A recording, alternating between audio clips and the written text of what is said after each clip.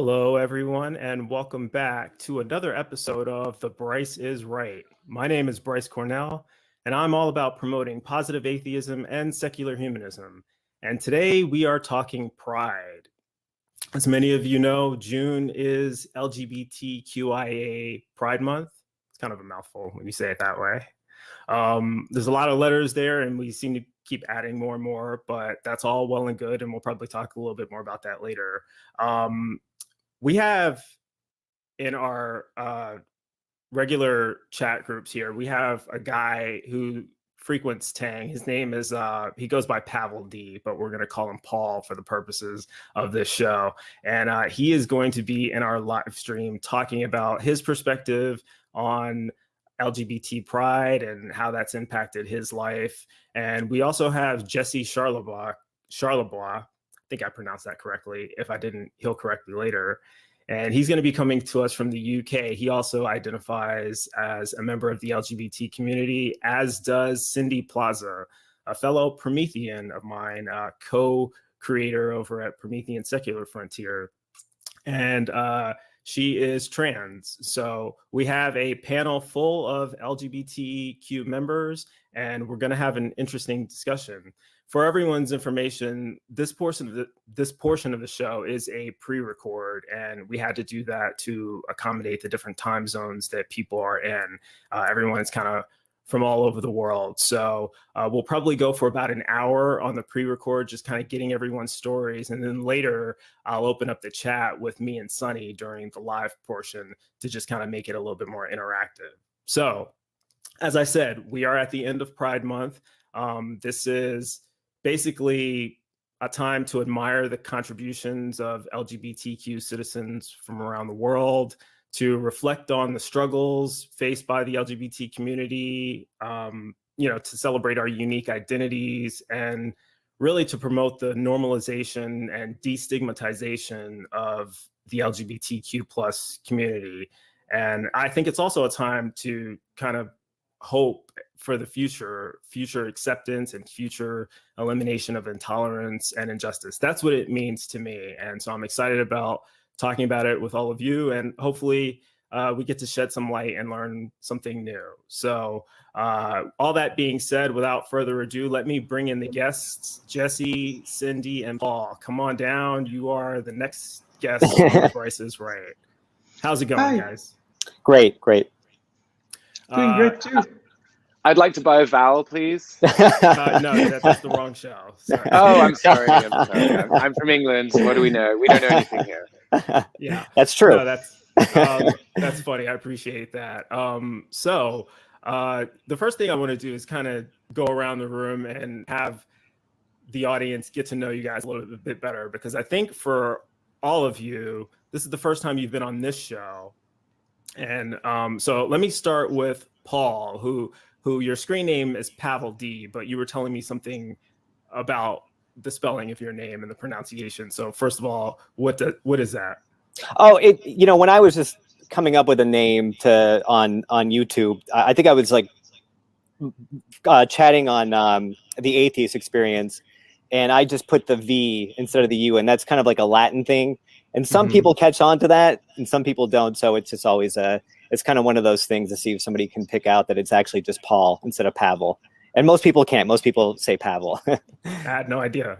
So, cool. So you are gay. That's correct. Yep, that's correct. Okay. Yep. Because one of your other screen names is Straight for Pay, right? Right. Yeah, that's kind of a joke. Like for pay, I'll have sex with a straight man.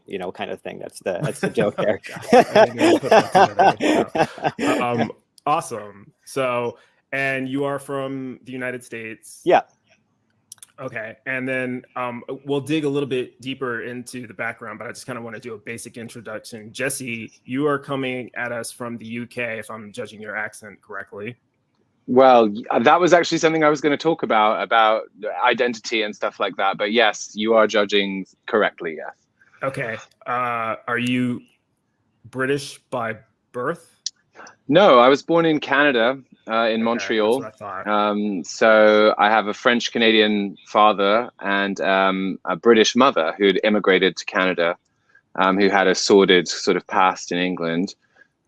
She'd come over after being arrested for shoplifting in the 70s. She'd come to Canada to sort of get away from all of the nonsense that was going on in England, and met my father, who was this free-spirited French Canadian. So we had already, when I was born, we had this bilingual household. And then as I grew up, because it was funny, I was thinking about growing up gay, and I didn't really grow up gay because I didn't come out until I was about 22.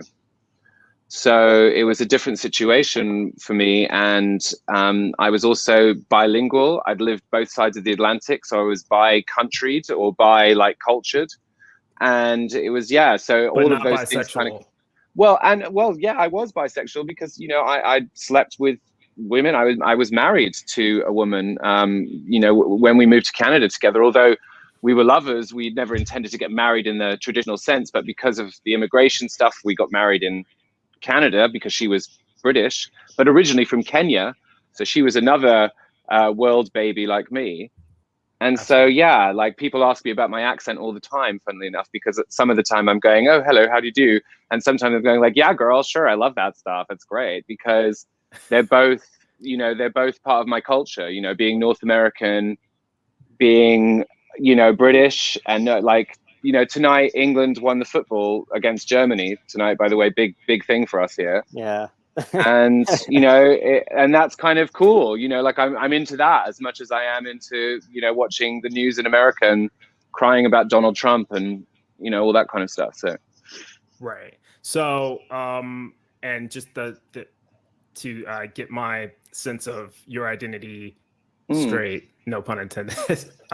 Right. What is your real accent? What is the accent that you are most comfortable in, or is it this is my real accent? I heard a whole interesting show on Radio 4 the other day, which was about people in London, because London has its own patois, right? Because of all the different races, all of the different cultures, all of the different accents here. And you hear, oh yes, bruv, how you doing, bruv? Everything all right? You cool? Everything good? They've got this really nice, cool patois here.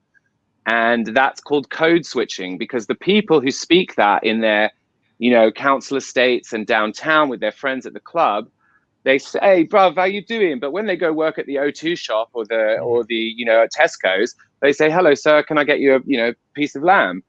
And that's code switching. And I realized then, I was like, that's what I do. I do it at work. When I'm telling somebody off, right, in the bar where I work, I do it in my Canadian accent. Yeah, what the hell are you doing? Why are you? So I know all about code switching, but yeah. So yeah. So let me bring in Cindy Plaza here, coming at us from. You're in Belgium right now, I believe you said before the show. So I'm French, and I've been living in Belgium for 5 years now. 5 years. Okay. I mean, Belgium, that's really just a suburb of France anyway, isn't it? Half of it, yes. The other half is suburbs of the Netherlands. The Netherlands, yeah. Because I went to Belgium once and from France, and I was thinking of, we're going to a new country. It's going to be all different. And no, it was exactly the same. There's nothing different. Not if you go to Flanders. Yeah. So tell us about yourself a little bit, Cindy. You're French. You are trans, right? Yeah. I finished my transition about 2 years ago now. Congratulations. Thanks. I'm not sure I need to be congratulated, but yeah. No. I only mentioned it because you mentioned. I don't. As a rule, I don't ask people about their transitions or anything like that. I just want to know what pronouns they use and how to identify them. So I guess I ended the introduction part with you. So I guess I'll start with you on this particular question. I do want to ask about religious background, because that's pseudo related to why I do what I do. Cindy, did you grow up religious? No. France is very, very secular. So religion is contained in some families, I would say. We are a secular country since 1905. So there's a very, very strict separation between church and state. And in time, this separation led to more and more people leaving faith. So I grew up in with a somewhat theist mother and an atheist father, and I went to primary school in a private Catholic school where I had religion teaching, and somehow at some point in the morning I had history and prehistory class with dinosaurs, and in the afternoon it was Genesis, I remember. And so I at some point I raised my hand and said, but this is contradictory, you know? And so the teacher asked me, do you believe in God? I said, yeah. And then that's it. And so then I understood your answer was yes? Yeah, because I had been taught about God for a year or two, so yeah, you know, I was blending in. I don't really remember how far I believed in God, but I really don't think it was that much. But yeah, that moment, that specific answer, told me that it was just make believe and nothing else. Gotcha. And how old are you then? 8 or 9, something like that. Okay. And since then, you've pretty much been a non-believer. Yeah. Gotcha. And so, how about you, Jesse? Like, I know you're an atheist now, but has that always been the case?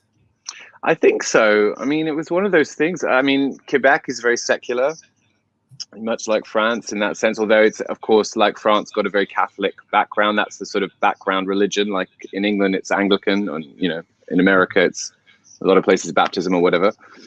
But I mean, I just got it right away when I was 7. I mean, I knew what the Bible was. When you come from one of those countries, those Western countries, you know the Bible, you know the stories, Jesus, all that stuff. But I mean, I didn't, you know, it wasn't like hard for me to realize that this was parable, or, you know, this is just a story.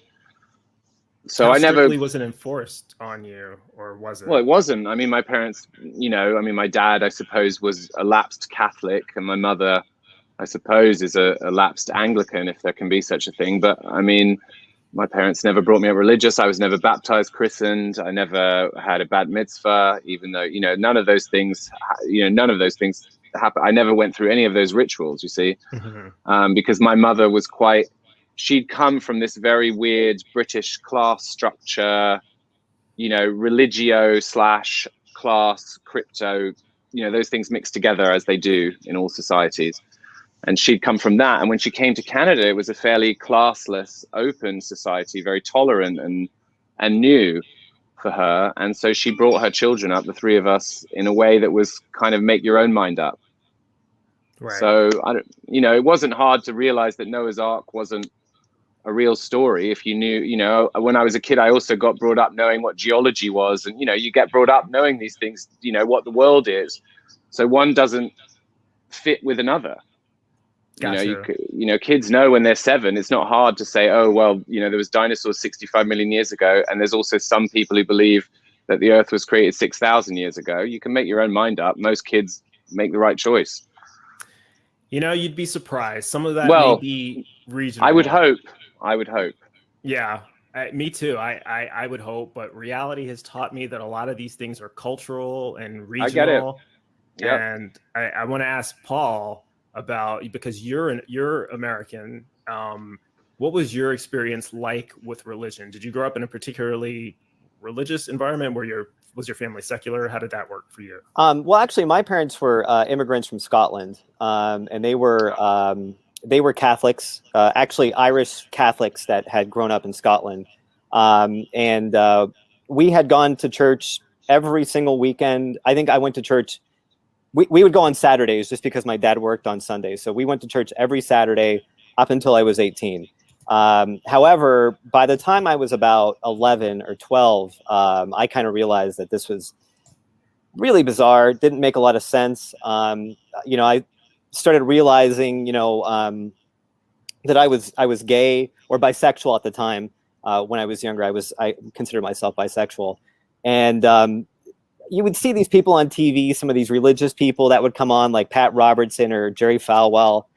And it just was like, I don't really understand like how God would allow these people to say the things that they do, and why God would even care whether or not I was gay or not. But I went to Catholic school my entire life. I actually enjoyed the time I had at Catholic school. I just really kind of didn't like the fact that my parents kind of made me go to church through my entire childhood, and I think that they might have done that as well because they knew I was an atheist. So they thought that maybe me going there every weekend would do something. I don't know. So this was something that was kind of pushed on you, at least from your parents, the religious aspect. Yeah, I mean, my parents weren't very dogmatic in the sense that you know, with maybe more conservative people, you know, we never read the Bible, we never prayed during any meals, never prayed at all. Actually, it was just going through the motions, going to church every week, and that was it. Right. So, and now you said you realized that you were gay when you were younger. Most people do. Right. How old were you when you actually came out, or when it was at least known by your parents that you were? It actually was really, for my parents, it was actually much later, probably when I was 30, 31, 32. It was one of those things that I kind of wanted to wait until I met somebody to maybe introduce them to that at that point. It wasn't really something that was that important to me, but you know, other people in my family had known by the time I was out of college. They had known that I was gay, or at the time bisexual, and then sooner or later I kind of considered myself gay. But no, it wasn't really until later in life until I introduced that to my parents. And what was the reaction? It wasn't, my mother wasn't good. I introduced her to my boyfriend at the time, and I got a call from her about a week later, and she just said all these things, like she thought he was a phony, and she thought he was a liar. And then she's like, "Is he gay?" And she was like, "Are you gay?" And she started accusing me of things. And I actually stopped talking to her for about 6 months. It was a little upsetting, but she finally came around. I think somebody kind of pulled her aside and said, "You know, this is your son. You gotta just get over this, you know." Yeah. And it sounds like, I mean, would I be correct in assuming that it was her religious beliefs that were causing that conflict? I'm not entirely sure. I think that she grew up at a different time where there might have been a lot of bigotry towards gay people, and I'm not entirely sure that it was motivated by religion. I can't really say one way or the other. My mother was not really on par with a lot of the things in the Catholic Church. Like, she was pro-choice. My parents were very left-wing, not very left-wing, but they were left-wing considering what the Catholic Church is. So it's really hard to tell if it was motivated by religion. I never really got the sense that it was. How about you, Jesse? How old were you when you came out, or at least when your parents, the people around you, discovered your sexual orientation, and what was the reaction? It's weird for me because, you know, like, I didn't come out until I was about 23. I'd gotten married. I mean, I'd forced myself into this kind of lie for so long. But the reality is that, of course, I knew I was gay when I was 8. You know, I just didn't know what gay was. I didn't know what that meant, right? But I mean, I knew that I was queer as hell. You know, I mean, like, my dad was like, when I was born, I was the first son. My mum and dad had 2 other kids after me, my 2 sisters, but I was the firstborn son. So my dad was waiting when I was born with a hockey stick, a baseball glove. Here's the boy. And when I was about 5, I was like, I want to do ballet and be an actor. And Dad was like, okay, yeah, okay. So everybody knew. But it was this kind of unspoken thing, and it just actually, it was me. It was weird, you know. I didn't have that coming out story. My ex-boyfriend, my lovely boyfriend who I went out with for 10 years, Davey, he came out when he was 14. You know, he was a little gay kid. You know, he was like, "Yeah, I'm gay, Mom and Dad." You know, great, but I never did that. I never had any of that. So I waited, and I kind of held myself back, and I'm not really sure why. Even to this day, I ask myself that question. But yeah, it was never like, my parents are very liberal. It was never like they're going to never speak to me again, or, you know, not. It was just an expectation. I don't know, a shame, perhaps. So what was the actual, was there a reaction from your family at all, or did Well, they just... initially, yeah, because it was a bit of a bomb. Obviously, I was living in Canada. They were living in England. I was married. So obviously, I dropped this huge bomb into the life of our family, who's very close, you know. I came out to my sister. I phoned her and I was like, okay, listen, this is the deal. And knowing that that would be the grenade that I needed to throw into the room. And then over time, I mean, my dad wasn't very comfortable with it. And not because my dad's a homophobe. You know, my dad was this... You know, he's a man's man, he's a guy's guy, blah, blah, blah, all that stuff. And, you know, yeah, I get it. He didn't want his son to be fucking gay. I mean, not because he's some kind of evil person. He got over it. He he loved me very much. And we had a great relationship. There's no doubt about it. But it took him about 3 months to sort of get over that shit. And then he did.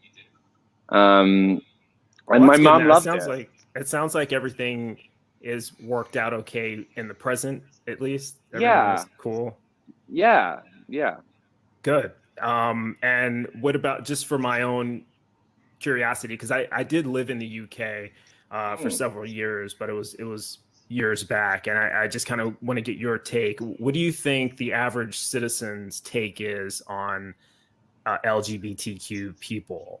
Do you think that it's overall a liberal attitude, more conservative? I would say that it's like, I live in London, which isn't Britain, yeah. right? London is its own little country. Yeah. So in London, it is. We live in this little wall of suburbia, and it's this great line from a movie called Priscilla, Queen of the Desert, which it's always stuck with me. And they say, I don't know if that big wall of suburbia is built to keep them in or us out. As in, the fact of the matter is that when you live in a cosmopolitan place like New York or London or wherever, of course you interact with queer people. Of course you interact with Black people. Of course you interact with beautiful people, poor people, rich people, all these things. It happens to me every day. I have all these different crazy experiences in this fabulous city that I love very much. And I'm a pretty cute little fun gay guy who runs around doing my thing, you know, blah, blah, blah. But the truth is that if you live in Norfolk, Virginia, or Norfolk, UK, where I grew up, or I don't know, the south of France in Aix-en-Provence, or somewhere like that, you don't interact with people of color, with Muslims, with gay people, and you're afraid of those people. And that's, you know, half of the people in these Western liberal countries. So if you ask me if Britain is liberal, yes, super liberal. But also at the same time, I got gay bashed in my own bar by 10 football hooligans. I started a club night called Gay Bash, which was my reason I got internet famous. But yeah, I've also had the shit beaten out of me by football hooligans in my own house. So yeah, is it liberal? Of course it is, but also it's not. There's still homophobia, basically. Well, look at the United States. Look at your country. I mean, you live in the home of democracy, the country that has given rights to more people than anyone else. And they also 4 years ago elected a lunatic maniac guy who's clearly like off his trolley. So it's hard to reconcile those two things. Yeah, and the reason I asked about Britain was just to kind of get a sense of, you know, how the different cultures compare on that. And what about I'm curious as to France's take on this. And Cindy, you can tell us what your experiences were like. First of all, how old were you when you discovered who you are? Very, very early. I think I was 4 or 5, and I quickly realized that my mother at least wouldn't understand it or accept it. So I just kept it hidden for 4 years. Mm-hmm. Then I grew up a little bit and discovered that if I went through the transition, then I would never have any children. And that wasn't just possible for me. I mean, having children is the most important thing in my life, and I can't imagine having a life without children. So at some point, I just gave up the idea of going through the transition. I thought I would keep this for myself until the end of my days. It's only about 8 years ago that I discovered that there were solutions for that, like surrogacy mothers, like IVF and things like that. And it's only by that time that I started thinking about it, and at some point I decided to see if it was possible, and then if it were, then I would go through the transitions. Then I went to a fertility clinic in France. They told me that there was no solution because of the current laws in France, and they told me to go to Belgium. And in Belgium they told me, yeah, we have a solution for that. So I said, okay, but they told me you need to come live in Belgium for that and get Belgian citizenship. I said, okay, I'll come to live in Belgium. And after a year or so, I told my parents, I told my 4 younger brothers individually. And at first it was good. I mean, they all said they were supportive, and nice. At first, yes. Oh, okay. Sorry. Then when the change started being visible and more concrete, and it got a little bit more complicated for them, because I was their big brother, and this concept of big brother, the one that teaches you everything, the one that protects you, and all that stuff. It's very hard to masculinity. That right. Yes, and it's not just masculinity. It's the the relationship. It's the relationship and the strength that's perceived from the oldest brother, because the second child after me, we are 4 years apart, 5 years with the third, 7, then 11 years old years difference.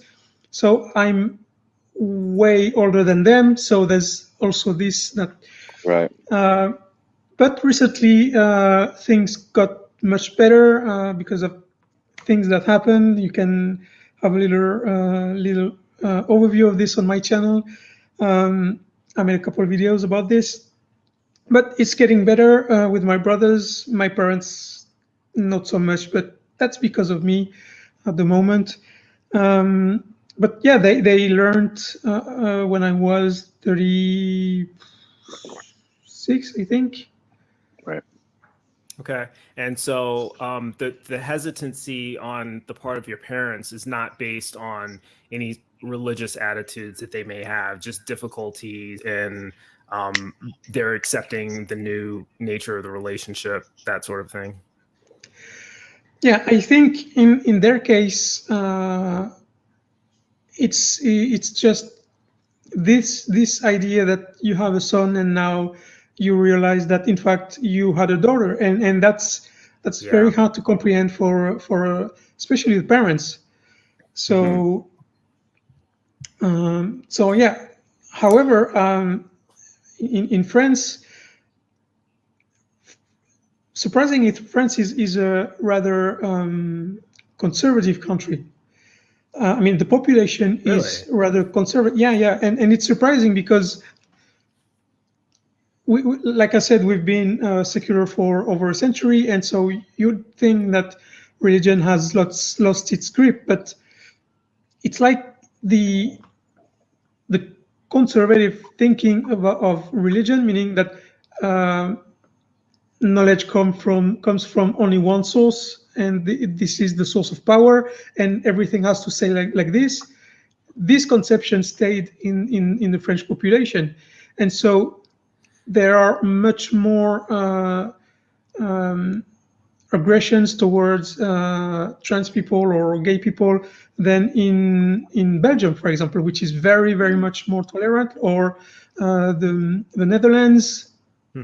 And yeah, it surprised everyone because we are the country of the philosophers and all that. So you think that we'd be more progressive, but the country itself and the population, not so much. It's very hard to change mentalities here. Sounds similar to the United States. It is. I think that's true.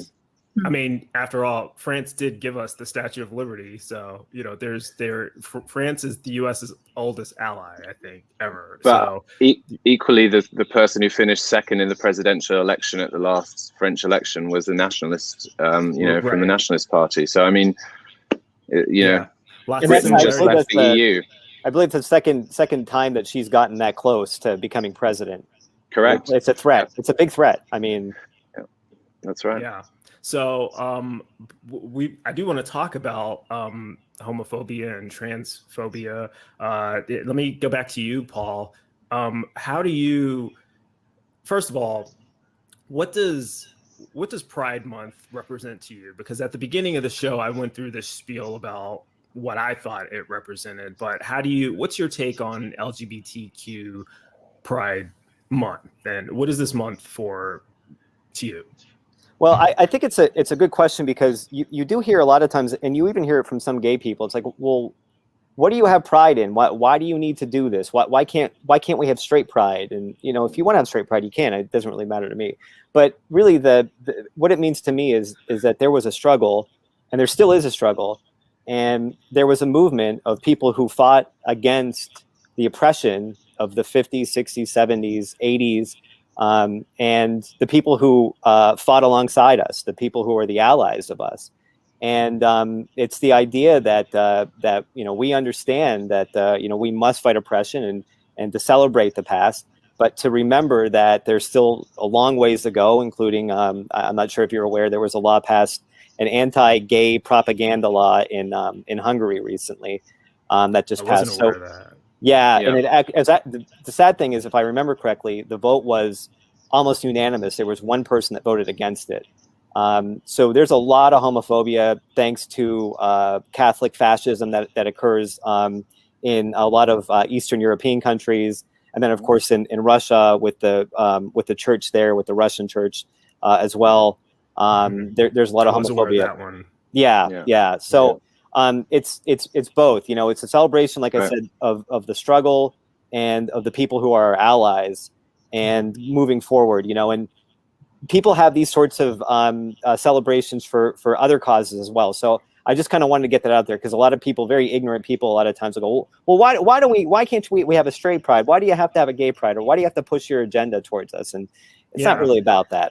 I think it's a fair thing to bring up that many of the people asking those kinds of questions probably have a very ethnocentric view of the world. You've probably been asked that by Americans who think that the entire world is America, and gay people already have rights here. So what are you doing bragging about being gay for? Whereas all the things that you just mentioned, everything going on in Russia and everything going on in all these other countries where gay people do not have those rights, they don't have the platform to celebrate anything, or to normalize anything, which is what I think it's partially about as well. But someone asking the question, what do you need to celebrate gay pride for, obviously isn't taking any of these people into consideration when they're asking the question. Is that fair? Yeah, no, that's correct. And there are still people, even in the United States, who live in very conservative Christian families who, who don't even, in a lot of cases, don't even know that they're gay. I mean, I'm sure we've met a lot of people who all of a sudden, when they turn 30 or 40, they realize, oh my gosh, I'm gay, and there's a lot of people who are disowned by their family members. People are kicked out of their homes. People are beaten children are beaten by their parents because they're gay. And it happens here in the United States, and we have to continue to be vigilant. We have to bring awareness to this. I agree. And Jesse, what about you? When LGBT, I'm sure we're all going to kind of be echoing each other a little bit, but what do you do during Pride Month? Is there something to be done? Is there something to promote? How do you deal with it? I was just going to speak to Paul's point, which was, the thing is that, it's a bit like when we talk about the LGBTQI movement, right? I've always just called myself queer, right? Because we acknowledge that within our society, all of us people who are beautiful people of all different spectrums, right? We're all queer. We just stand apart from that. And that's wrapped up with the hippie movement, the counterculture movement. That's wrapped up with all these different movements, which is the movement of progressiveness of accepting people for who they are and accepting society for what it's meant to be, which is we are meant to share a little bit more. We are not meant to be in this weird corporate oligarchy, which we're all in now. We've all rolled the dice. All of us Western so-called democracies have rolled the dice and said, yeah, you can have as many rights as you want. The only thing is you have to sell it to Apple or Google or, you know, Satan or whoever, you know, whichever one floats your boat, right? So you end up in a situation where you live in these Western countries. We all talk about the rights that we've given to women, to queer people, to POCs all around the world. And we do that. We say that, but at the same time, we sell bombs to Saudi Arabia and guns to, Russia, while telling them, oh no, please don't murder the people in Chechnya. But here is a beautiful missile launcher, if you'd like one, that's right here. You know, so it's this horrible situation that we find ourselves in. That, Jesse, yes, do you fancy yourself? Do you fancy yourself a political activist? No, because I think I don't really. I mean, like Cindy. Joking, but... Well, no, but Cindy spoke earlier about what France is. She's right. You know, liberté, égalité, fraternité. The language, and we joked earlier before the show, Bryce, about the language of diplomacy. France is this, of course, hugely progressive. The nation that gave us democracy, the revolution. You know, the thing. You know, all of these wonderful things. But the fact is when you go to France, you hear people talk about Muslims and they call them les pieds noirs. You know, they don't like the 8 million Muslims that live in France. When you come to Britain, you come to the most progressive, forward-thinking, libertarian nation in the world. Sorry, liberal, not libertarian. Liberal nation in the world where, you know, you have the BBC and you have, you know, wonderful people on the television doing all these wonderful things and a great culture. And we talk about politics like I'm talking about it to you. It's a real great discourse, but the fact is that we've had a conservative government for the last 20 years. We voted Brexit just 2 years ago. Yeah. We closed our borders to, you know, our closest trading partner for some weird half xenophobic, half economic reason. Yeah. So for you, it's about activism, it sounds like. Well, I think bigotry is much like queerness. Right? They're both tied the same thing. You can call yourself a white supremacist, or you don't like gays, or you're a racist. You know, I bet you every racist you know is a homophobe. Yeah. I bet you every, every white supremacist you know doesn't really like trans people using the bathroom. I bet you those people share the same things on Facebook. And you know what? All of my friends, like all of you people, I'm sure all of your friends share nice things on Facebook. And so you talk about progressive things. So this is really a battle of ideology here. And it's not just about queerness. It's about being progressive, about understanding people. Queerness is just a part of it. Just like bigotry is only one part of the supremacist movement we live in. It's not all of it, but it is a definite movement within the, you know, the big thing that we're living in, which is I'm glad all of the bad things. I'm glad that you have defined that term queer, because I think I was having a conversation with one of my friends on another forum, but they were asking me, you know, we were going through all of the letters, LGBTQIA, and you know, he was like, why are there so many letters now? And what is queer anyway? You know, and because my explanation was that, you know, well, we could just use the alternative and say queer, because that's kind of all encompassing. But you know, but his perspective was, I think depending on where you're from, that term came with negative baggage as well, because that was used as a pejorative for they all do though. That's true. Good point. The people on social media now, you know, the right wing people from Georgia will go, oh, you know, LGBTQIAJQC, but you know, it doesn't matter whichever term you use, they're going to take the piss out of it. Right. It doesn't matter. Right.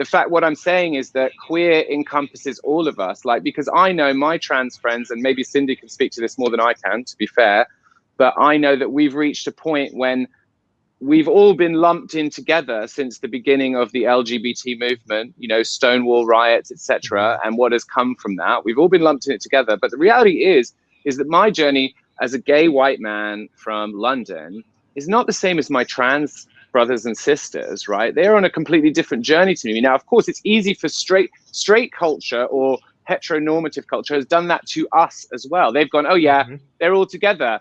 the trans and the gays and the lesers, that's fine. You know, they put us all in that box, right? Right. But the fact is that I'm not going through something that changes my gender, that I have to have an operation for. Although I stand, of course, shoulder to shoulder with my trans brothers and sisters in the world, and of course, I speak for them, and I would, I stand with them. But the fact is that their journey is different to mine.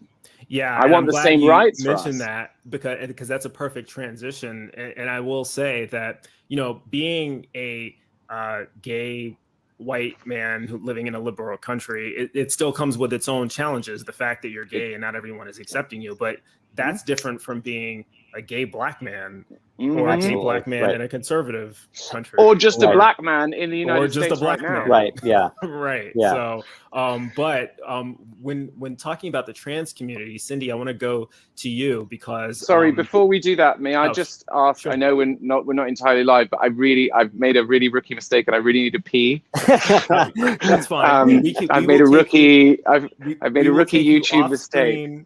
Temporarily. And mute me because. How about that? We'll just do that and then we'll bring you back on. So let's go to Cindy now, because Jesse just brought up the difference between, the implication was that there's a difference between the transgender struggles and the other struggles that other members of the LGBT community deal with. And there's also a difference between transphobia and homophobia, presumably, as you've experienced. So first, let me open with the same question I asked the other two guests. What is your perspective on LGBTQ Pride Month? What do you think that that's about? And then you can elaborate with how you feel about the struggles of being transgender compared to some of the others. So my view on that is quite different from the rest of the people around me. When I started hearing about these Pride Month or gay parades or all that stuff, I heard about two different aspects of this. First, the aspect you mentioned earlier is the fight that has been taking place since the 50s, 60s to get some rights equivalent to other people. But I saw something else. I saw a community getting together and also an identity, because some people say they are queer as an identity and not just as I'm gay, so I'm queer. And same with being trans. I mean, there's a lot of discussions between transgender people, and some say, once my papers and surgeries are done, I'm a woman. I'm no longer a trans person. And for other people, they say, no, I'm still a trans person. I'm still a trans woman. And there's an identity component to this. And to me, this identity thing, I never felt it. I feel like I'm trans, like I have brown eyes, black hair. I was born like this. It's just some part of me, and doesn't make me who I am. And that's the reason why when I started on this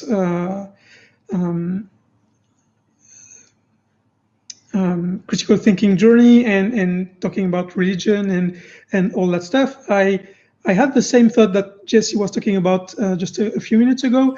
He said that homophobia and transphobia and racism, it's all the same thing. And I totally agree with this. And I keep saying it, that every discrimination on the world is caused by bad information in the first place. But brown people are thieves, or Mexicans are rapists, or gay people choose to be gay, or all that stuff. Everything at the core of every single discrimination, there is bad information. Yeah. And this bad information can be fought by critical thinking and education. Right, absolutely. And so instead of fighting just for LGBTQ rights, I want to tackle the problem at the source and teach critical thinking, because that should solve all the problems at once. Yeah. And I'm all about promoting critical thinking as well. So I totally agree with that. I think that it's all ignorance, you know, whether it's racism, homophobia, transphobia, all of the phobias. And people do tend to be, if you're phobic about something, you tend to be phobic about everything. You know, they're unreasonable, unjustified fears that people have just from ignorance, you know, lack of understanding, not being familiar with something as normalized. So, that's one of the other reasons I think that Pride is about kind of the normalization. You know, we talk a lot about normalizing atheism. One of our associations, Pasta Mike, started an entire channel about normalizing atheism, because that's something that's still kind of, you know, taboo and not really accepted. And by the same token, you know, in some ways, I feel like the LGBT community has seen more acceptance, but it's still not normalized, and it's definitely not normalized around the world. And so, you know, that's what I think Pride is about. But I totally agree that it comes down to ignorance. I do want to ask about the concept of, well, I guess I should first mention, because I haven't actually, most people know this about me, but I am bisexual. That's something that, you know, I used to actually call myself gay when, well, let me walk that back. I used to call myself straight because I was in the military for a long time. I was closeted for a long time out of necessity. And then I came out straight immediately. I was gay, right? Because but wait, sorry. May I clarify that? When you say you called yourself straight, did you sleep with women? I did. You weren't walking around going, "Hey, I'm straight," but sleeping with guys on the side. If someone, no one ever asks people they assume to be straight, "Are you straight?" You know, no one ever asks. No, but that's what I'm saying. No, but that's why I'm asking for clarification, because you said I was straight, but pretending to be straight and just saying, you know, I'm just a guy in the military, no one asks. If someone had asked me how I identify, I would say straight. But did you date girls and sleep with girls? So you were, for all intents and purposes, fully straight, as it were. I was practicing. Practicing, yes. No, you weren't an agnostic. You weren't an agnostic. You were. Yes, you weren't a lapsed straight person. Practicing straight, okay, but the reality is, I was always somewhat unfulfilled, because there were definitely other things that I was interested in and not doing because it wasn't legal. And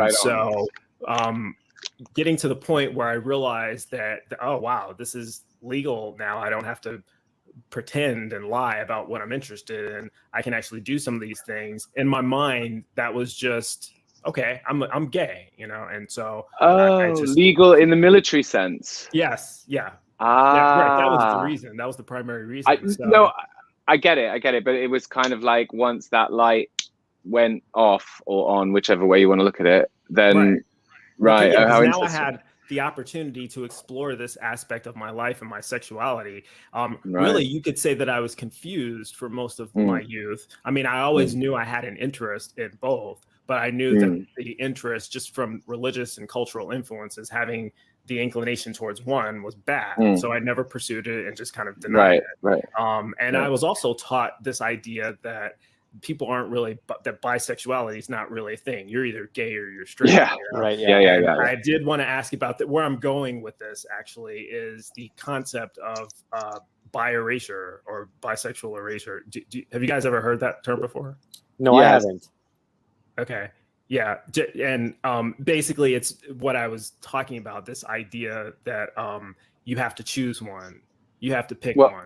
You know? I was gonna say that on the one hand, if we were on Fox News, you'd be the poster boy for, this guy was in the military, then they made it legal, and now he's gay. And that's what they say, but they'd be like, no, that's it, no. Then they would cut off the entire part, the relevant exactly. And the only thing you'd say is, you'd be like, there'd be news scroll over that, and then you'd go, I'm gay, click, like that. So thanks for that story. We'll clip that to Fox News right now and send it to bisexual erasure is I find this to be something, this doesn't just happen outside of the LGBTQ community. This happens from Gay people tell me this Yeah. all the time. Yeah. They are, so in addition to the regular homophobia that I would get from everyone else, I've also dealt with this thing of bi erasure. You know, people don't want to acknowledge my bisexuality, which is one of the reasons I continued to identify as gay for so long and just not mention that I was bisexual, because I knew I would encounter resistance if I started using that term. I don't give a shit now. I'm very open about it now. But, you know, the fact that people don't want to accept that that sexuality is a spectrum, that not everybody is here or here. Some people are like somewhere in between. And, you know, I don't want to be called greedy or confused or any of these other things. Like, I know what I'm interested in. You may be confused, but that doesn't mean that I'm confused, right? And so why is this a thing in the LGBT community? Like, okay, we have to deal with homophobia, we have to deal with transphobia, but do we need to be doing it to each other? Because there's transphobia in the LGBT community as well. Right. Yeah. But why is colorism a thing in the Black community?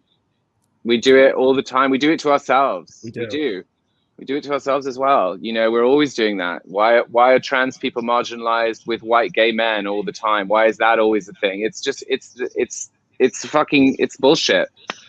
It's bigotry that we we're are all tribal creatures. Exactly, that's right. Yeah. That's the so thing. Really, and we need to be looking as a community, as an LGBTQIA plus community, we probably need to be looking inward and policing each other and make sure that we are not doing that to each other, because it's the height of hypocrisy for us to say we're going to celebrate Pride Month and we are against homophobia when we're telling bisexual people that they can't be bisexual and saying transgender people have to be in a different category because they're not the same. Right. That's kind of ridiculous, isn't it? Yeah, absolutely. Yeah.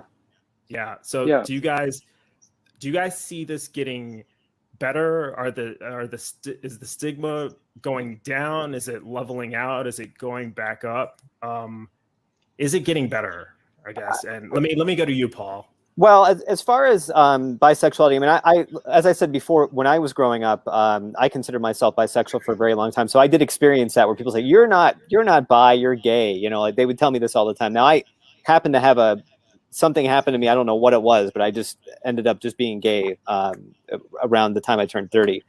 I would say I think it's getting better. I think that we're starting to understand that sexuality isn't always black and white, and people are on different areas of the spectrum.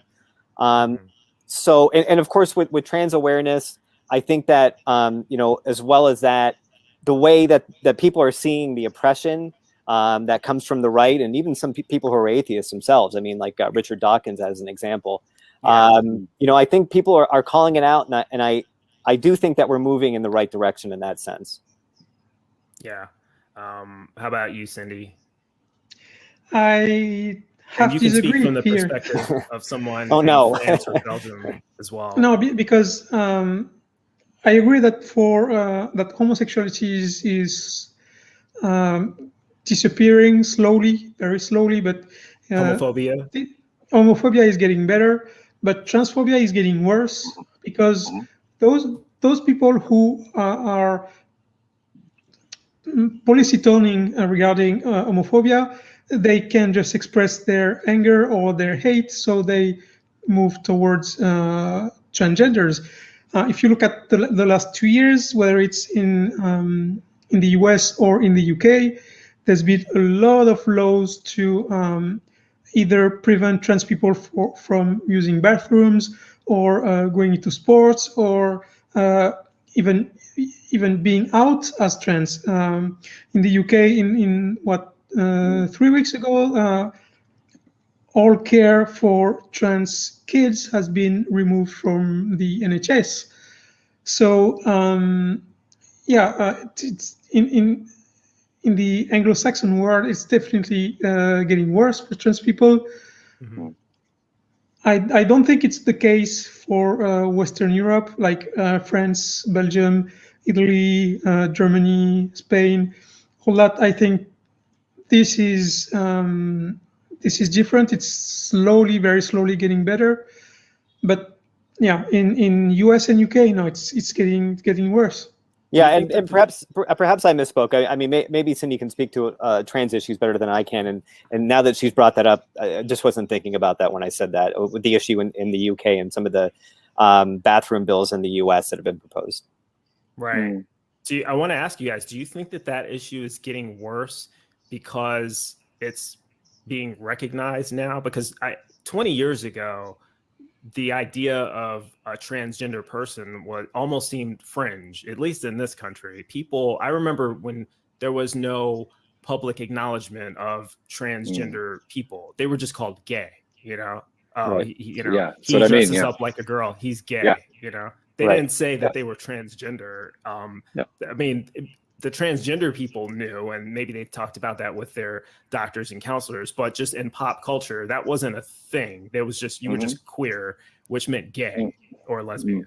So do you think it's because of the exposure of transgender people in society, transgender athletes, transgender actors, and now these, the idea of introducing laws to protect transgender people? Do you think that's what's causing the resistance and more transphobia? Like, it's kind of spiking because people realize, oh crap, we've got transgender people. We've got to stop them now.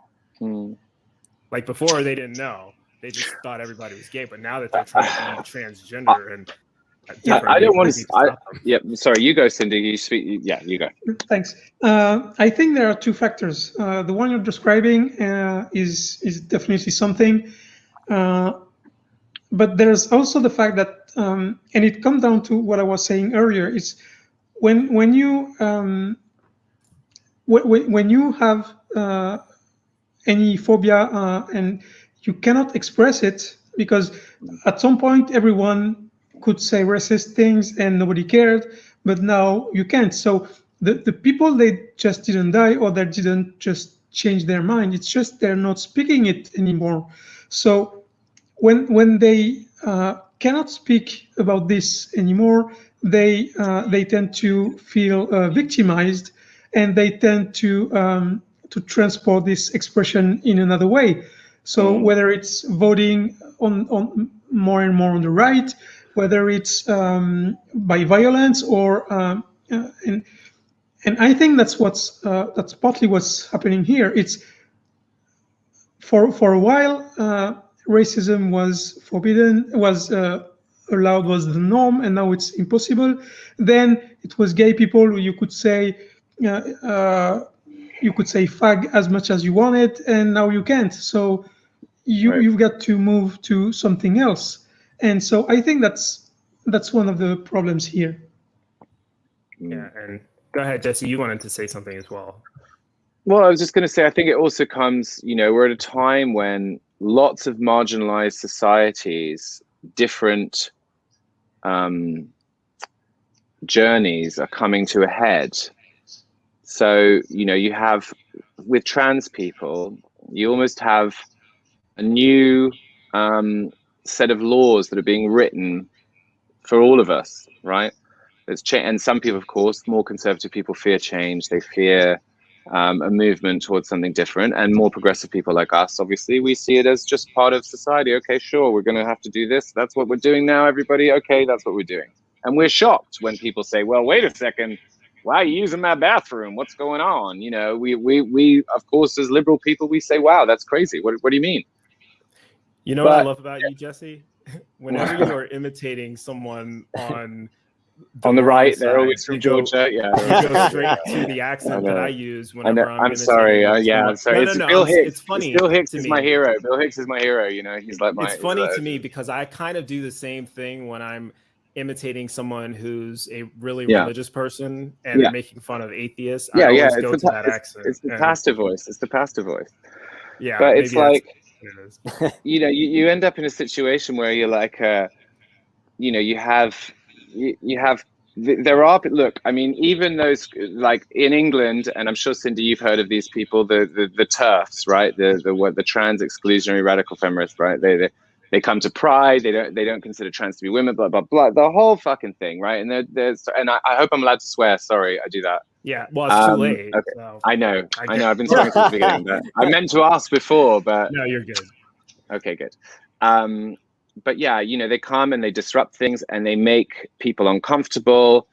But within even that radicalization of people, there is a conversation we have to have, right? Because we have this thing called feminism, which is an oppressed group of women, which comes from women being oppressed. We have another oppressed group too, of people, and men, of course. And we have an oppressed group of people who are trans people, who are relatively, as we say, fringe, relatively new on the scene of human rights, of what's going on, which comes from gay rights, which comes from civil rights. You know, these questions have been going on now for about 100 years or so. And now they're intersecting. So look, if a woman says to me, I don't know if I'm comfortable sharing a bathroom with someone who's not a woman, well, that's a very difficult conversation to have with someone, because that's not necessarily someone wanting to say, I hate trans people. That's saying someone, I don't understand trans people. That's one sector of people. And we have to accept that that exists. We have to accept that feminism and trans rights do not necessarily always share the same ideologies.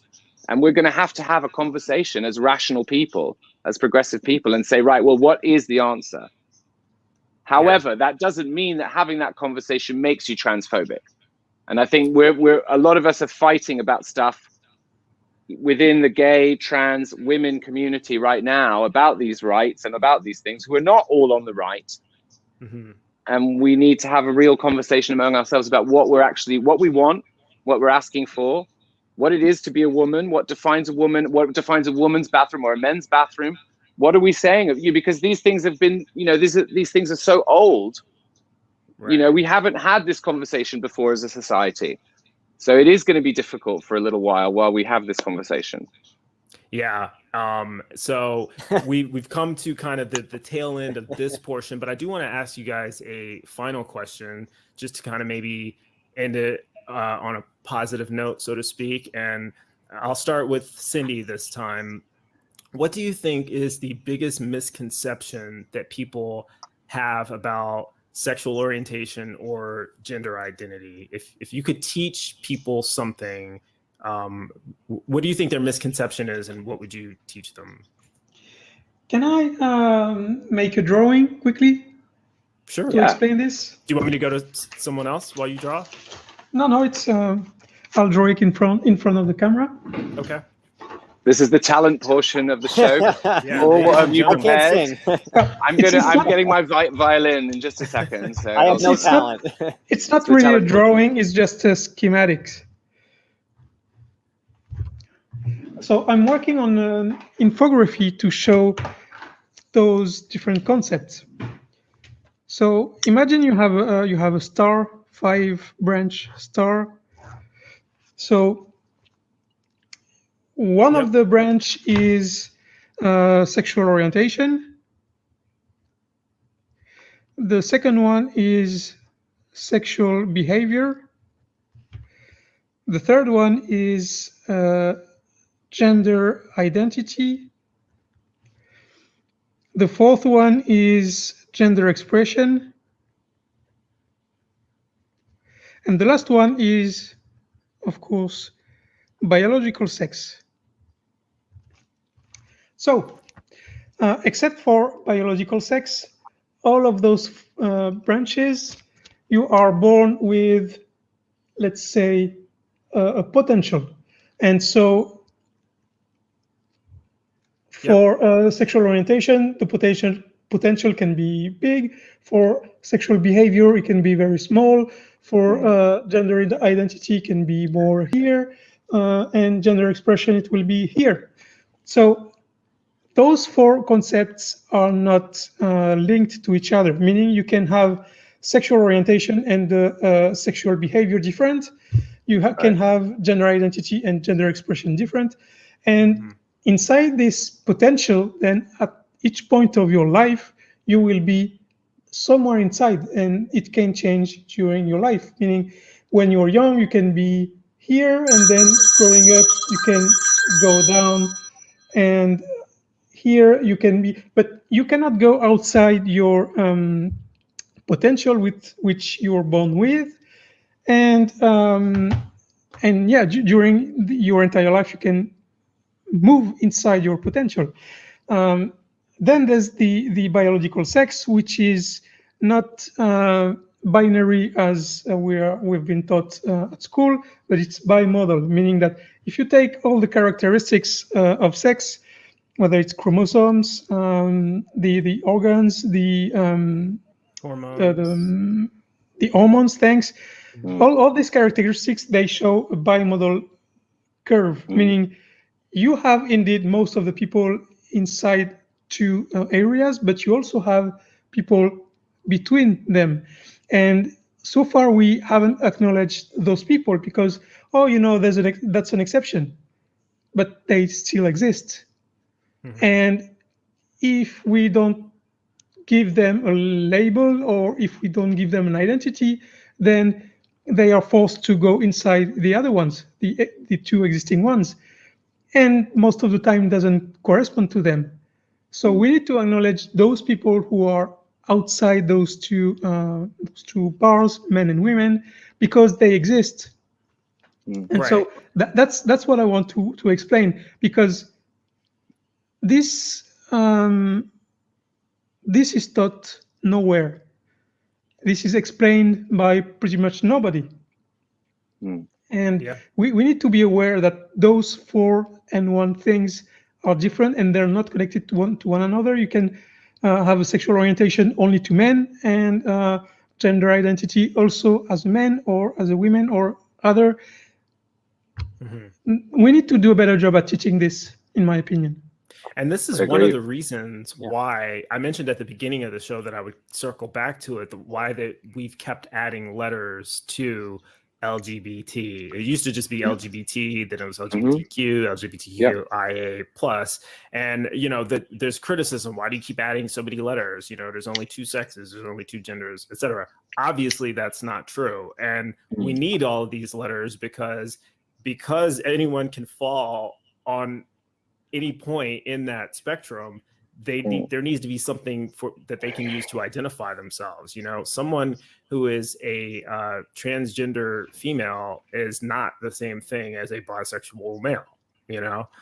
Someone who is pansexual or gender fluid is not the same thing as anything else. So basically adding letters just acknowledges their existence, and that's already amazing for those people who have been silenced and denied even for centuries. Right. So first of all, thank you for that lesson, because you even taught me some stuff I didn't know, although it seems like I intuitively did and it's logical, but that's the first time I had seen it drawn out that way. So thank you. It's nice to see it drawn. Yeah, it's nice. Right. And so Paul, biggest misconception that you think people have about sexual orientation, and what would you tell them? Well, we're all normal people. I mean, well, I shouldn't say we're all normal people, but we all have different backgrounds, and really one of the things that kind of drives me crazy is the arguments that people use against us. Nobody really needs to fit into what this sort of Christian or Islamic sort of way that we should conduct ourselves, and men should act like this and women should act like this, and we should get married to a man and a woman, like these sorts of things. I don't see any advantage to them. I don't see anybody who lives a better life because they're heterosexual or they're married. Just these kind of arguments, just this idea that we have to follow these rules. People have to be a certain way. But Paul, if everyone was gay, then the whole human race would go extinct. Yeah, which is Good. Really one of the dumbest arguments that homophobic people use. It's just so stupid. It really is. Okay. So straight people keep making queer babies, so what you gonna do? How you gonna fix that? Yeah, stop making queer babies, you stupid straight people. Ho ho ho. Yes, it's at the same level as if we descend from monkeys, are they still monkeys? Oh God, I love that. My favorite answer to that, actually, you used to do the atheist experience, didn't you, Pavel D, Paul? You used to do the eighth, or you? No, I I recognize used to watch it. I you watched used the to show. watch. I recognize your voice from a show or something. Oh Anyway, no, whatever. I've never been on it. But Okay, you have been in backstages a lot on like the old EA show, on various shows. You've kind of been in the backstage because I knew you from your voice before I knew. No, I actually was never on any of those shows. Just from Discord. That was it. Well, you have that voice. You have that familiar voice. But my favorite. The chat, yeah. I've heard you in Discord. I've seen you in the chats. And right, you're in the chats everywhere. Right. My favorite explanation for why are there still monkeys if evolution is real was I saw it on the Atheist Experience, and it was, well, when did the first Latin speaking person start speaking French? It doesn't happen that way. That's not what evolution is. It doesn't just go, oh, hello, bonjour, bonjour, je suis désolé, maman, I don't understand what you're saying, I'm sorry, I only speak French now, so I always quite like that. And I got that from the Atheist Experience. I think that was my final thought. I think that was okay. That's a good thought, by the way. It is a good thought. I quite like that one, yeah. I appreciate all of you guys for coming on the show and doing this, and I think it was appropriate that I was able to get it in before Pride Month was over. So I strategically planned last minute. Last minute, but no, it actually. This was planned out. I planned to do this show earlier, but I definitely wanted to get it in before the end of Pride Month, just because it was kind of on my mind. So I really appreciate you guys coming on and doing this. And, I would like to invite you all to come back on the show sometime in the future. Just hit me up if there's something on your mind, and I'm sure I could work in a topic around that. But for you guys watching in the chat, for this recorded portion anyway, we are going to do a short live version later. You'll see me and Sunny, and we're going to talk about some of the content that we brought up here, and you guys can ask any questions that you had related to today's show. But if you would like to know more about Jesse Charlebois, did I say that correctly, Jesse?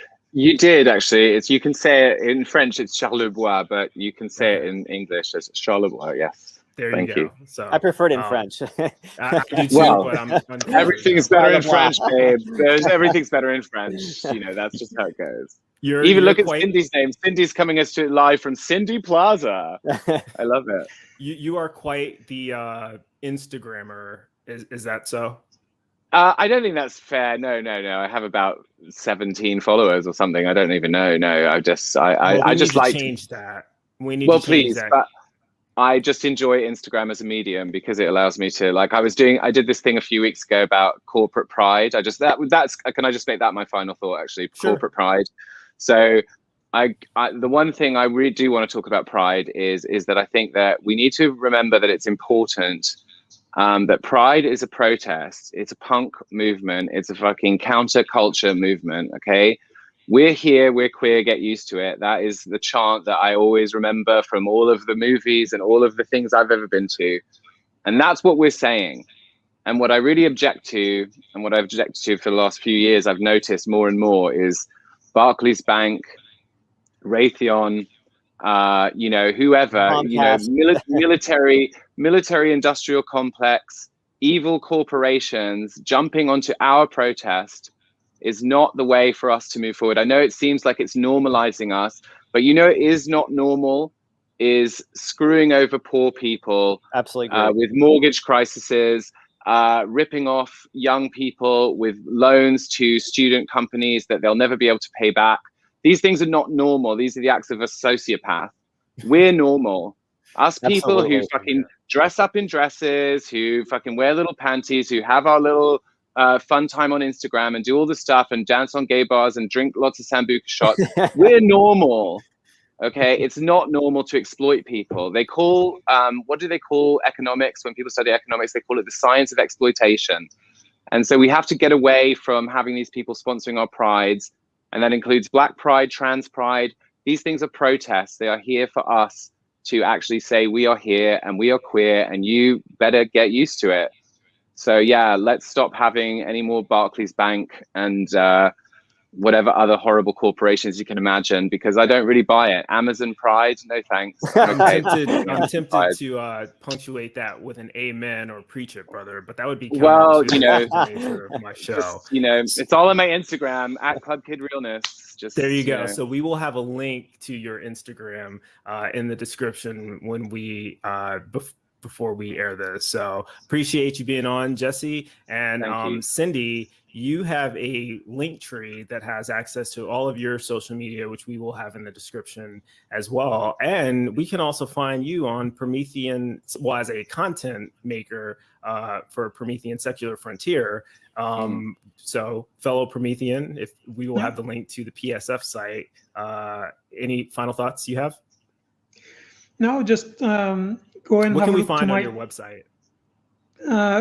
Go and have a look to my YouTube channel, which is The Path to Reason. I have content in French and in English, much more in English than in French. But yeah, I talk about critical thinking and religion, and I interview people, and I try to have this reasoned voice whenever I can on as many topics as possible. Thank you, by the way. Thank you for talking about critical thinking. I love Thanks. that. And Paul D or Pavel D, I know we can find you on our Discords all the time after the show. So and on OnlyFans, Pavel D. I wish. Pavel D. Presumably you will be in the Discord if you're available to talk about this tonight. Certainly, after the show. And anything else that you want to promote? Yeah, on TikTok, I have an account where I basically respond to some of the comments I get from theists. My name is Super Minimalisto,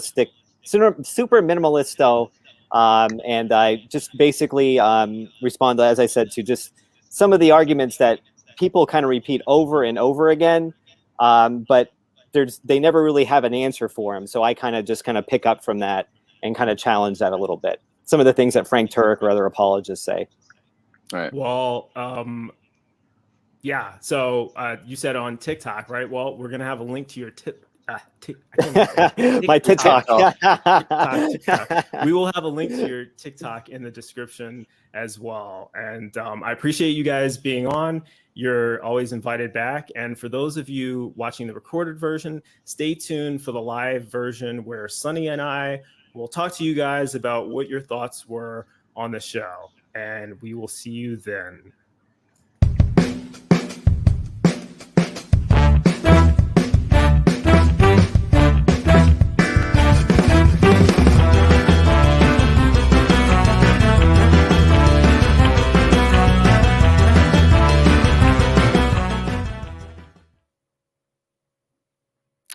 Nice. Thank you guys for staying tuned. And this is our post-show discussion on LGBTQ Pride Month. And before we get started, I would like to thank our panel, Jesse, Cindy, Paul. It was a great show, but I would like to add my co-producer and co-host for today, Sunny Shell, along with Oz, the great and powerful. What did you guys think about that? I loved it. I especially loved what Jesse said at the end. His final comments were so spot on. Yeah, I saw that. I saw your reaction backstage. I'm like, ooh, this is something looks like Sunny might want to talk about. But yeah, I think that I'm glad I was able to get all of them on. I know, Cindy shares a platform with us over at PSF, and so she has been on screen before. But Paul is kind of just like the not silent guy backstage in the chat who really has a lot of I know he had thoughts on pretty much every topic, but I wanted to get him on. I wanted to put a face to a name, and fortunately he was happy to oblige. So I really want to thank him for being on. And Jesse is a friend of mine who an online friend who I've known from back in the day, and I knew he was LGBT. I knew he was very opinionated and kind of had a spunky personality that people could appreciate. So yeah, just happy that all worked out. But and I'm really happy I was able to get a show devoted to LGBT Pride Month, because I've never done that show before, and surprisingly, I haven't seen too many people talking about it this June. I don't know how you guys feel about that, but I haven't seen it a lot. Yeah, I've seen a few, but I think I'd agree with you. It wasn't a lot. I would agree with that. Right. I saw it more on TikTok than I did on YouTube. Yeah. And so I've got AK in the background asking me, my gender is man, and my sexual orientation is bi. So yeah. And by the way, if you guys have more questions for myself or Sunny or Oz or about any of our panelists who unfortunately they're in different time zones, so they weren't able to participate. But if you guys want to talk about the show that we just did, we'll probably run this. We can run for 15 minutes. We can run maybe as long as 30 minutes, but we'll see what the natural flow is. But just kind of wanted to give you guys an opportunity to ask us questions and to talk about what we just saw. And Sunny, I know you were seeing that for the first time because you were unavailable earlier. You recently talked about your own experiences dealing with, sexual identity. And is this, I guess, is this type of content something you've ever watched before or really heard the explanation that, Jesse gave or Cindy gave before you realized where you were on the sexuality spectrum? Is this something you ever studied or looked up or sought out content or had access to, I should ask? Well, I would say probably over the last 5 or 6 years, I've been more interested in it. So I think, honestly, the way that Christy had the diagram, I thought that was a beautiful... Cindy? Or Cindy. What did I say? Plaza.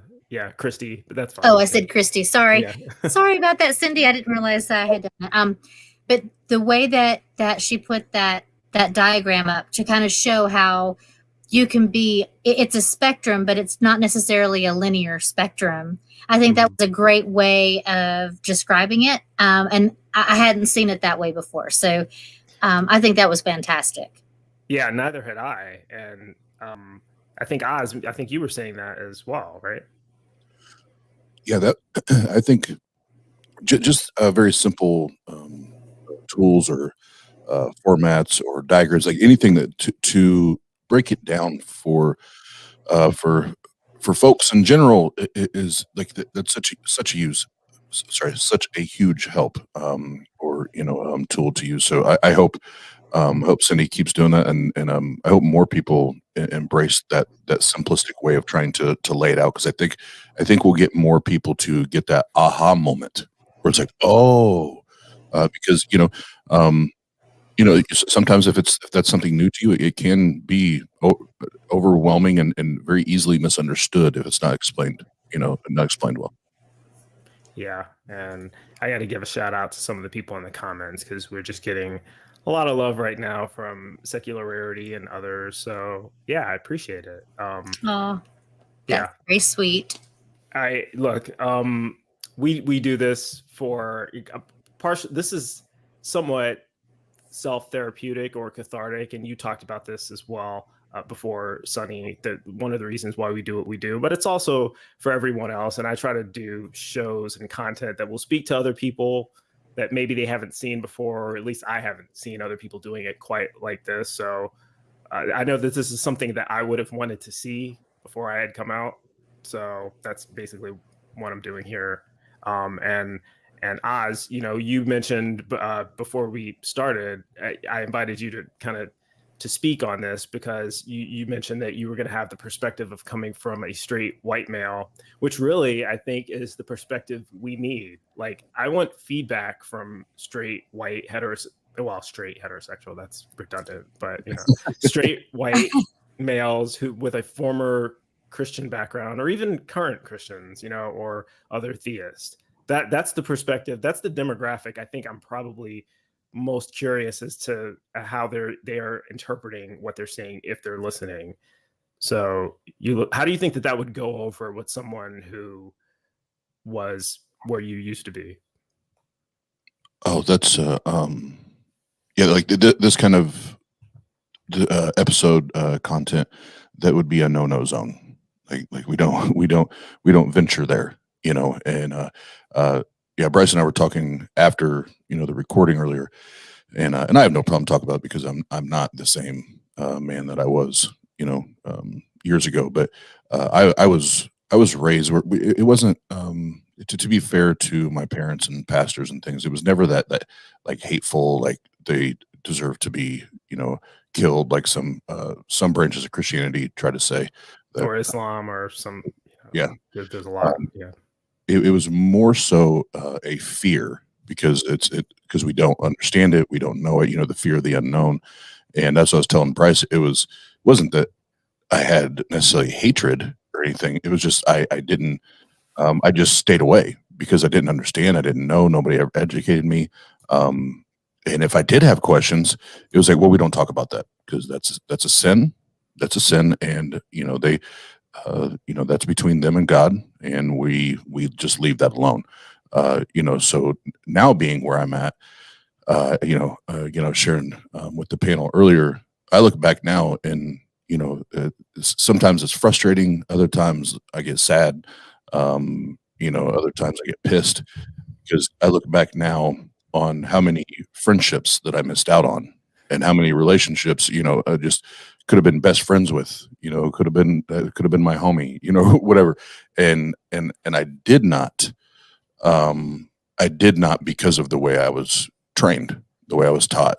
And I was taught to, you know, keep a distance. Again, not hate or, you know, there's no violence or anything like that, but just keep a distance, keep a healthy distance, because if you get too close to them, you know, show me your friends, I'll show you your future type thing, you know. And mom and dad or pastor be afraid that it would, like, quote unquote, rub off on me, you know. And now I look back, yeah.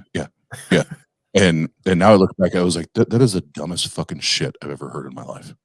And how many valuable relationships and friendships did I miss out on because of your ignorance and your stupidity? Yeah, it's so strange to me, the idea that Christians, you know, the Great Commission, you're supposed to be getting people on your side. You're supposed to be increasing the flock, so to speak, right? You're supposed to be getting people to come to Christ. And why would you? This is me putting my former Christian hat on for a moment. Why would you avoid the sinners or speaking with them, you know? And why would you fear talking with them? Jesus ate with sinners and all this other stuff. This is the perspective I had as a Christian. So yeah, I would want to, if I honestly believed that homosexuality was a sin and that, you know, the LGBT community, they needed to be whatever, I would be trying to have conversations with them, at least trying to figure out what their perspective was, not just from the assumptions. You know, you can have your assumptions, but you still have to initiate a conversation. So, like, why would you be afraid to speak to these people? At least try to get to know them, ask them what it's like being LGBT, how they figured out that they were. Why would you fear that? Why would you avoid that as a Christian? I never understood that. Yeah, and neither do I, whether it's this conversation or, you know, the one that's near and dear to me are, you know, homeless and drug addicts, and how so many Christians try to run away from those people. They don't want to try to build relationships or friendships or anything like that.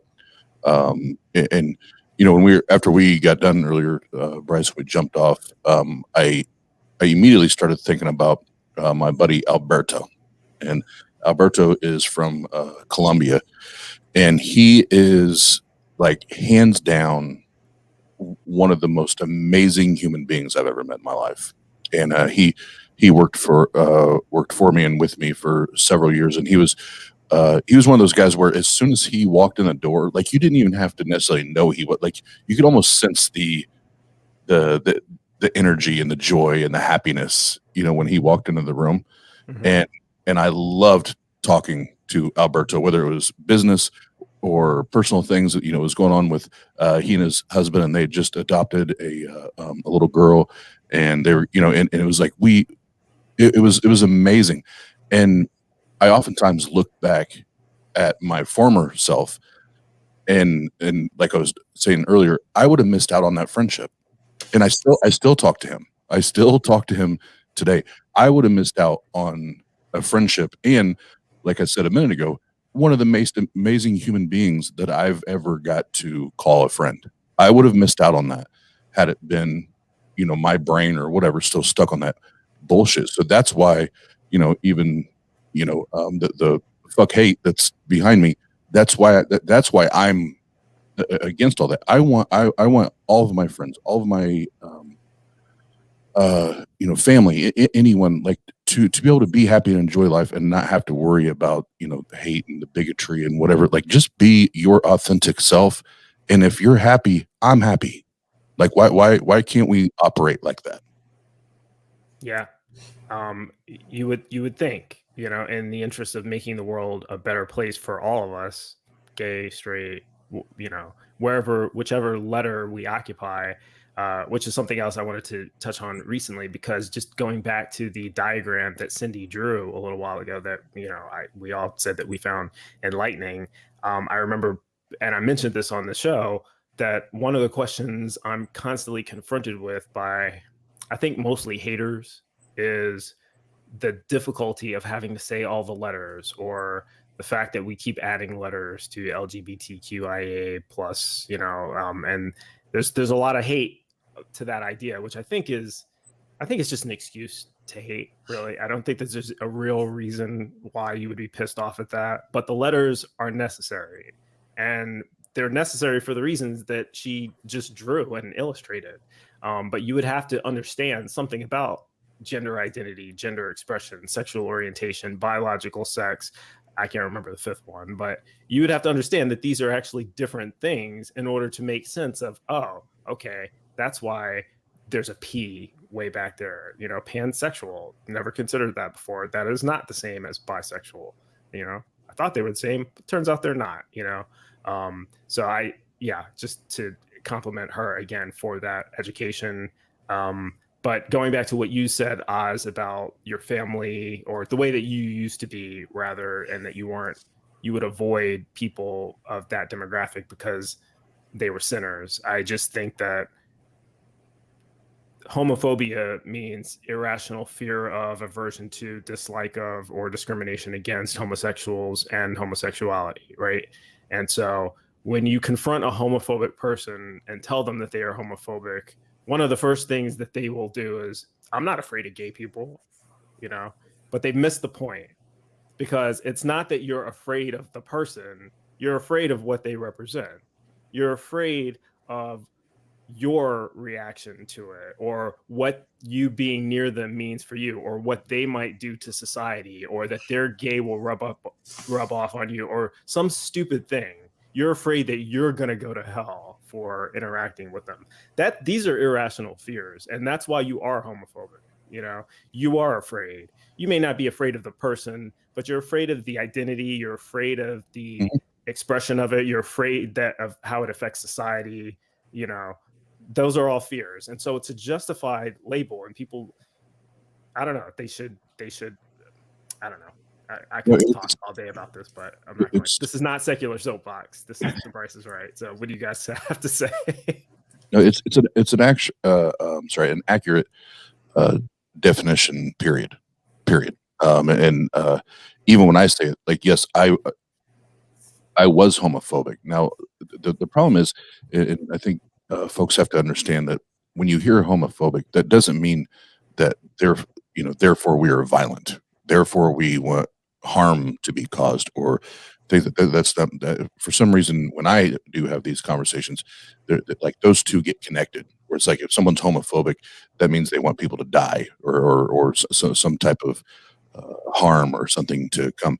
No, if anything, I was just going to avoid, like, slip to the side and like I'm just pretend I was never here. So it wasn't like that. But to what you're saying, the definition, yes, it was for me, it was a phobia, and it was hardwired or downloaded or programmed, whatever you want to say, into my brain as a boy. That's how we treated the conversation. That's how we treated the issue. And it wasn't until thank you. And I'm a shout out again, Cindy Plaza there at the end, she brought up I think the home run or the grand slam swing, in that conversation is people having bad information or being ill-informed on issues. And if that's not the goddamn truth, and I told her that after the show, if that's not the goddamn truth, then we all missed it. We all missed it, so I would encourage, anybody and everybody, if it's something that you don't know, like, ask questions. Don't be afraid to say I don't know, and ask questions, and get the information you need, and get it from the right people. Don't get it from the goddamn politicians or people on news networks. They're not going to help. Wait, here's the thing. If I was to put my Christian hat back on, and it's pretty easy because of where I live. Let me first say, AK had said not every Christian, feels that way or has animosity towards gay people. That's true. There are some progressive Christians, evangelical Christians, and by and large, I think the vast majority of Christians do have a problem. They may be more progressive, and some are fine with it, and then some are not. There's a spectrum there. But the evangelicals that have the biggest problem, it's not. It is a fear. It's also an unwillingness to learn. We're talking about that diagram that she put up on there that was so enlightening to us. As a Christian, you are told not to allow yourself to be influenced by bad association, by having that type of knowledge. That knowledge is dangerous, and it can lead you astray. And it may not mean that you will necessarily become gay, but you could end up just opening up a door, and it allows you to let other types of sin in. Slippery slope.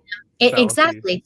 Yeah. So it's not just that they're afraid of the LGBTQ and all of that. It's that they are afraid of the underlying sin and allowing anything other than their indoctrination in. Because I remember when I was younger being told that if I watched, worldly TV shows, it would allow the devil in. The devil can come through the TV. The devil can come through the radio.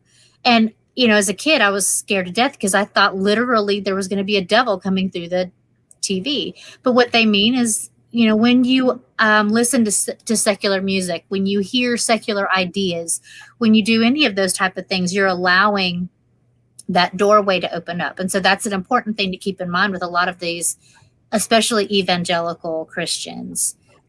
They're going to want to learn. They're not. They will actively remove themselves. Right. And I would say evangelical Christians and Southern Baptists and Jehovah's Witnesses and Mormons.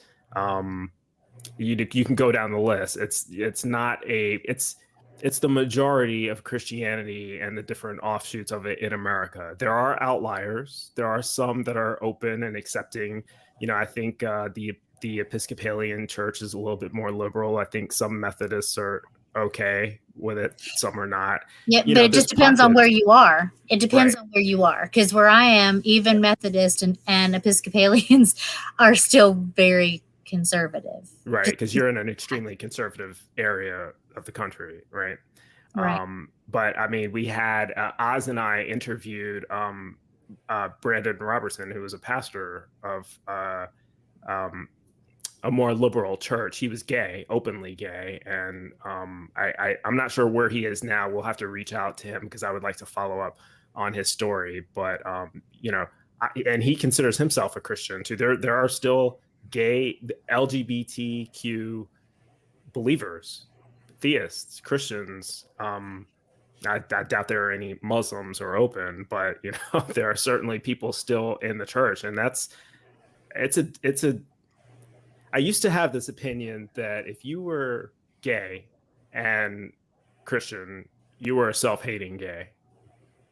And I don't know where I am on that now. I think that that's inflammatory language, and I would probably shy away from it. But there's still a part of me back in the back of my mind that believes that, because the only reason I thought there was something wrong with me is because the church said so, and I was a believer and a Christian, so I believed it, And so it's a strange idea to me. But we're gonna wrap up a little bit. It looks like the chat is going, but kind of off-topic conversations. I did want to touch on one more thing, Sonny. Now, it was this idea that we brought up during the show where you had intolerance going on in the LGBT community itself. I've spoken about how the African American community there's colorism that exists, and I think Cindy or I think it was Jesse brought that up as well. But there's colorism in the African American community. There is racism in the LGBT community. There's homophobia in minority communities. And you would think that these would all be like natural allies. Everybody's oppressed. Everybody should be working together.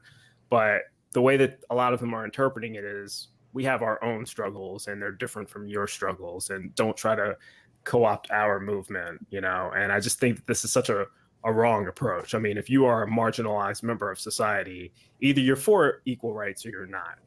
If you're only for equal rights for your group, guess what? That's not fucking equal rights. So, right. But, take into consideration, and this much more than I would. So it's kind of weird me saying this, but within the Black community, religion is extremely ingrained, and so cultural. It is, and so you take a marginalized group of people who are trying to fight oppression, but then you have another group that goes completely against their religious views. They're not going to necessarily look at them as being, oh, this is another oppressed group. They're going to say, wait a minute, we are oppressed, but it's by the color of our skin. We can't choose that. You can choose your sexual orientation, and you can, because a lot of them believe that. That's not true, but they believe that. And you're going against God. We're not. I mean, you know what I'm saying? There's reasons that people can make in order. And this is one of the reasons why one of the first shows I did was about religion and the Black community and how it's affecting, how it's, I think, always hindered progression and hindered, the advancement of civil rights for Black people, because you're not really fighting for equal rights if you're only fighting for equal rights for you. That's kind of just piggybacking on that, but that's a different topic, and it's something to be revisited in the future. I brought up the fact that I was bisexual on the show, and how I hid that for a while. Like I feel like I came out 3 times. At first, I came out as gay, and then I came out as bisexual, which was the true orientation. And then I came out as an atheist, and so there's been lots of coming outs, So this is poetic that I'm doing this show on Pride Month. But the fact that I felt uncomfortable saying I was bisexual because I knew that there was within the LGBT community pushback on that, and outside the LGBT community, just really all over the place. Whether it was bisexuals don't exist, or you need to pick one, or you're just confused, and things like this. So like, what's the point of even saying that, and it's just easier to say I'm gay, and, I'm married to a man now, so I'm in a gay relationship. So it's just easier to identify that way, but that's not the end all. And, that's not all encompassing of who I am in terms of my sexual orientation. And my sexual orientation is not all encompassing of who I am as a person, it's just a tiny aspect. So I think that we need to accept people for what they say they are, recognize that there's a spectrum, recognize that there's multiple spectrums, as Cindy pointed out on that, I can't remember what she called it. She used some terminology there that was like a little bit above my head. So I'm gonna have to go back and watch the video. And this is one of the few videos that I've made where I will probably revisit it. I don't like watching myself on camera normally, so I tend not to watch my shows unless somebody else wants to watch one with me. But this one I'll probably go back to just to study that chart she made, because I think that's really helpful. But I don't know. What do you guys got? Any final thoughts before I wrap it up? Well, good, Sonny, you go. Well, you hit the nail on the head as far as I go. First of all, I think that it's a lot more accepted for women to say that they're bisexual than it is for men. Right. So, why though? Well, Why? because it is acceptable. Well, first of all, women are a lot of times we tend to be more free and open with our emotions. We tend to hug each other. We go to the bathroom together, those type of things. But then also guys really like the idea of girls being together. Yeah, it's kind of a, well, I don't want to mention pornography, but it's definitely kind of it's a subgenre of male-oriented pornography, because it's like a taboo thing that people want to involve themselves in. I think that's part of it for sure. I think there's also the religious aspect of it where, for the religious people, the Bible spends way more time talking about male homosexuality than female homosexuality. Actually, it doesn't mention female homosexuality at all. It's, no, it talks a lot about penises and foreskin and right. Men laying with other men and all. I mean, it's bizarre, but anyway. Right. Yeah, go on. Sorry. I'm in a marriage with a man, but I've had lesbian experiences over the years. And,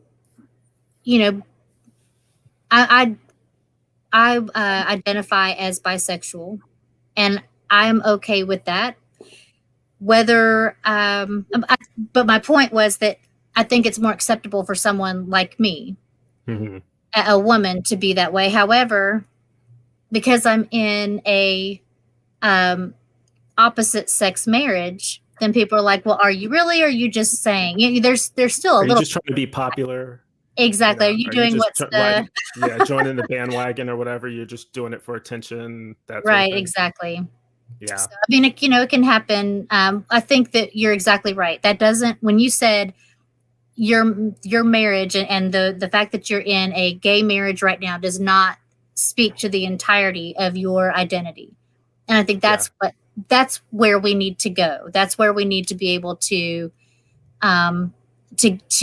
accept people at, is that there is a large spectrum, and like it's not a linear spectrum. It's all over the place. I highlighted what Monkey for Banana said, because this is a true statement that I could attest to in reality. This has happened to me numerous times. I mentioned on the show that, I've dated women before. I've been on dates with women where as soon as they had a suspect that I was bisexual, or if the conversation came up, they lost interest immediately, So, which might explain why I'm married to a man now. That might have something to do with it. Just, easier to converse with. But I know that my husband, his sexual orientation is different from mine, because we've had these conversations, and, he is not interested in the vagina at all, and more power to him. But, so there's definitely, we just need to recognize each other. And I think we need to be tolerant of each other. I think we need to stop transphobia.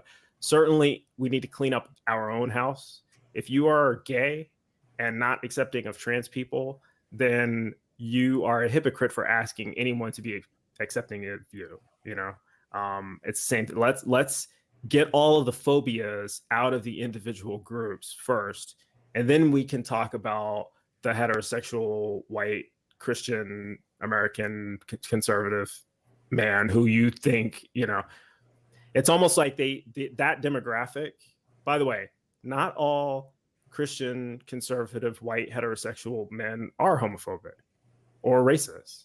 It just seems like a higher proportion of them are, due to religious and cultural influences, but even that in and of itself is a stereotype. So I don't want to make it out like every single white guy is homophobic or racist. They're not, but before you want to before we as a community, whether it's the Black community, the LGBT community, want to criticize the world or the man or whitey or whatever for being racist and homophobic, clean up your own house first, you know. Recognize that you need to make sure that you are accepting and tolerant of everyone before you demand that of yourself and or others.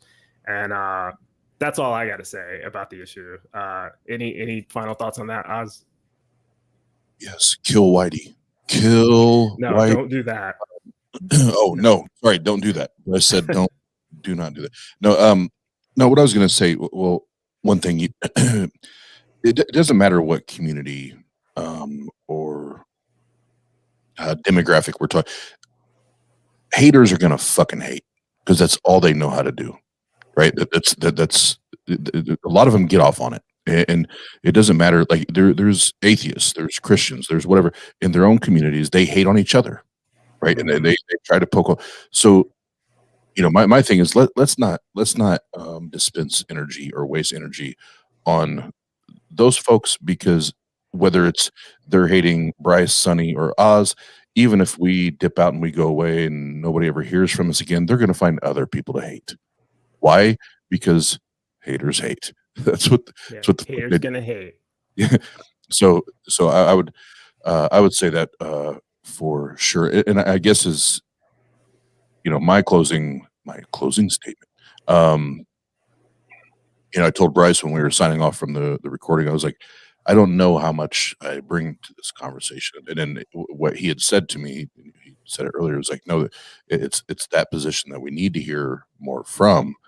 And I was thinking about that as we were leading up to this. My encouragement, and to not be an asshole or you know, be a dick about any of it, is I would encourage anybody that if there is that, if you had a similar upbringing that I did, whether religion was involved or not, because you can still have those things downloaded or programmed in your brain, even minus religion. You know, you know, your parents weren't comfortable with it. They didn't understand. They had never been around it.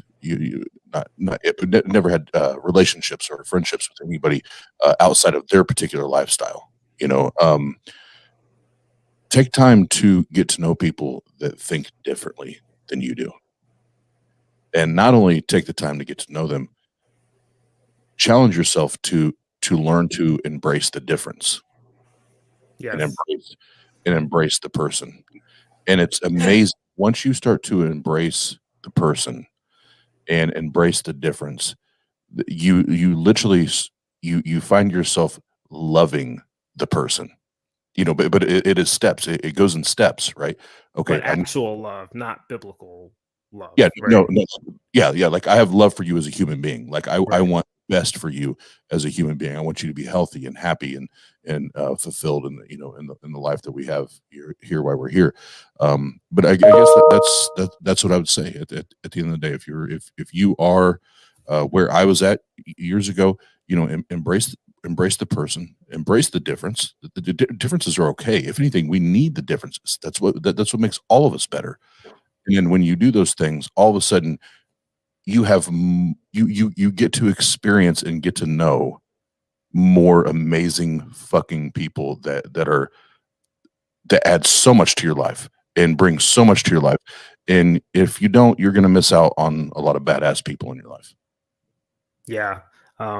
Sonny mentioned earlier that, you know, some people are brought up not interacting with worldly people, you know, be careful about the temptations of the world or the people of the world, or don't get involved in worldly things. And, you know, the other way to say that is you're cutting yourself off from the world, you know? So this is the world you live in. And if you choose to cut yourself off from it, then you can go live on an island by yourself and be cut off from the world. But and for the religious ones, just to bounce off that in what I said earlier, the Bible tells the Christians, you know, be in this world but not of it.